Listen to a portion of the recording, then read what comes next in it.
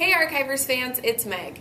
Today I've got a really cool technique to show you using the VersaMarker and all sorts of different colors of embossing powder. So let's get started. The first thing you'll need to do is to stamp your background stamp, your sentiment, whatever it is that you're putting on your card or your scrapbook layout. So I'm using this really great stamp. It's a great background stamp from Hero Arts. And I just thought it'd be a great pattern to show you how to add cute little accents with the VersaMarker. And I'm also using the Tim Holtz grid blocks, which I love for stamping. Makes it really, really easy to do that. So I'm going to ink it up with some VersaMark. Nice and inked. And this is a really great technique to use when inking really large stamps. Instead of flipping it over, like maybe this, and stamping or adding your ink, take the ink pad to the stamp, and then you can really see where your ink is going.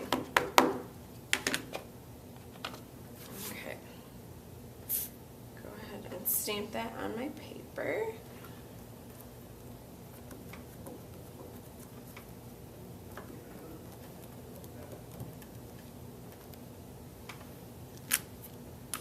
And then I'm going to cover it with yellow embossing powder. Sprinkle it all over.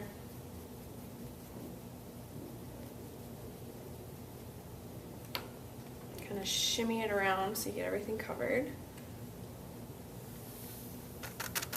And I like to give it a little flick just to get all the extra off. And then we go ahead and heat.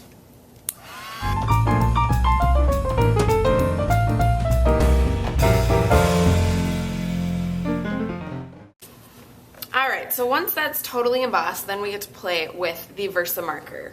And mine didn't stamp all the way, but that's okay. This is just to kind of give you the idea of what this will look like.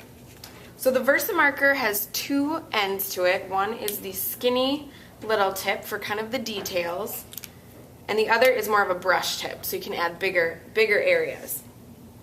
So I'm going to use the brush tip just to really give you the idea. Now mine might not look as pretty as it'll look once you've kind of worked on the technique, but you'll get the idea. So I'm just going to go ahead and draw some fun lines on there. Now you don't have endless time with this, but because VersaMark stays wet so long, you've got a little bit of wiggle room to play.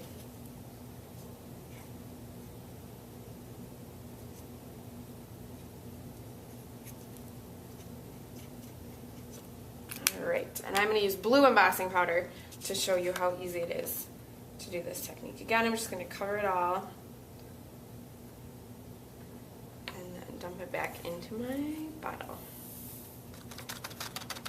And you can see, not the prettiest lines, but you can get the idea of how the accent looks. So then I go ahead and I just heat that again.